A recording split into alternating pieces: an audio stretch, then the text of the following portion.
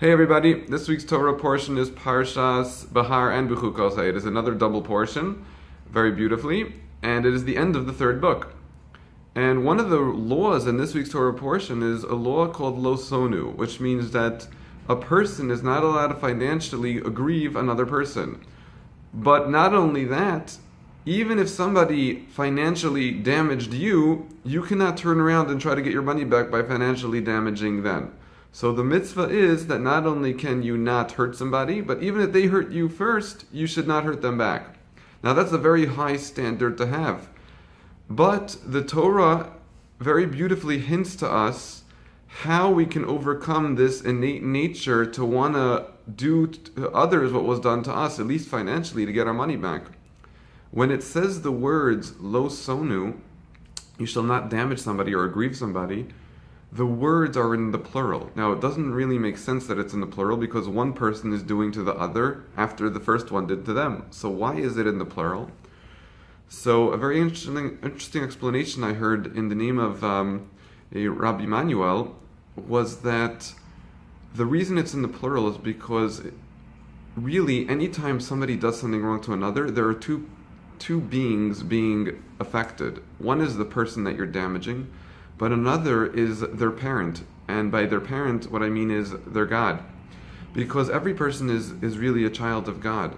So when somebody does something wrong to another, what they're really doing is not just hurting the other person, they're also, in a way, hurting God. Because it hurts God when somebody's in pain. And this is just hinted to in the plural in order to help us overcome this natural instinct. God says, you know what, I'm going to write it in the plural so that you remind yourself, if you don't like the other person, that's fine, but at least do it for me and not try to hurt another person. That's one explanation. And I want to tell you another explanation which really just is a little bit of a help to overcome this natural instinct. There were two people who came before Rav Chaim Volozhin, who was the head of the first yeshiva in Europe of that time, the way it is at least structured right now.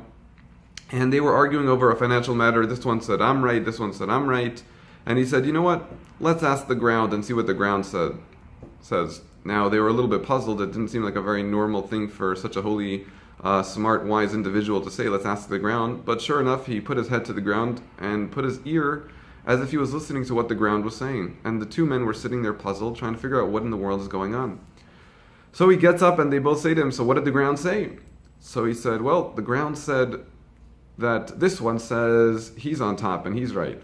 And the other one says he is on top and he's right.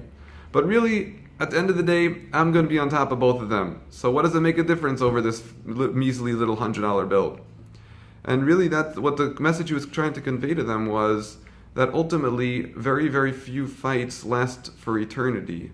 So we have to ask ourselves, what are we really fighting for? Is it really worth this little financial gain? And even though the person did something wrong to me financially, is it really worth a fight to fight back? Sometimes the answer is yes, but sometimes the answer is, you know what, at the end of the day, these things are ultimately very small in the larger grand scale of things.